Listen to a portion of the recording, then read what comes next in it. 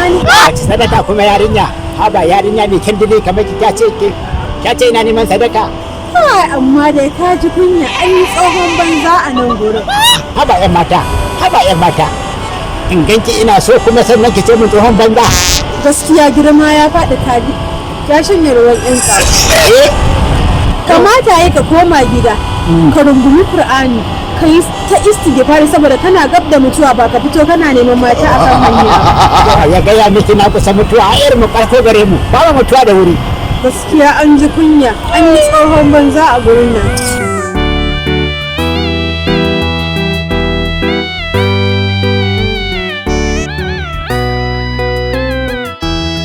Lubiya. Ina zuwa ne haka Lubiya. Wallahi ina so sauri nake zan je kasuwa. Mom ne ta aike ni in je mata aika. Gaskiya ni ba wannan ba ka san me? Zina da wani shegen tsoho wai ne yake so kan shi da burbura ya ma zo gangara. Lubiya. Wai ni yake so. Ko da ma ina son gaya miki Lubiya. My guy.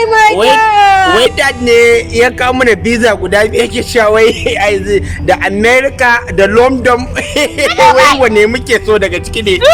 Shi ne nake gaya miki Lubiya. Gaskiya ni ba za mu je America ba, matansu suna kwace mazaje har Najeriya suke biyo su gara mu je London. Lubiya to shi ke da za mu je London. Lubiya. To shi ke da kuma zan ga da. Sai na da. Okay, Lubiya a London.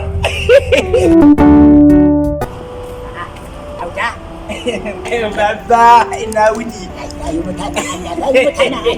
Baba. Wallahi baba na je Islamiyya mala aran mali. Zamani ya zo. Yanda a ce wai kiri. Yanzu Islamiyya ma sai an saka wani buje haka. Ai baba ai kasan karatu namu ba irin na kuma ne. Yanzu ka san me nake so da kai? Ba da ma baba.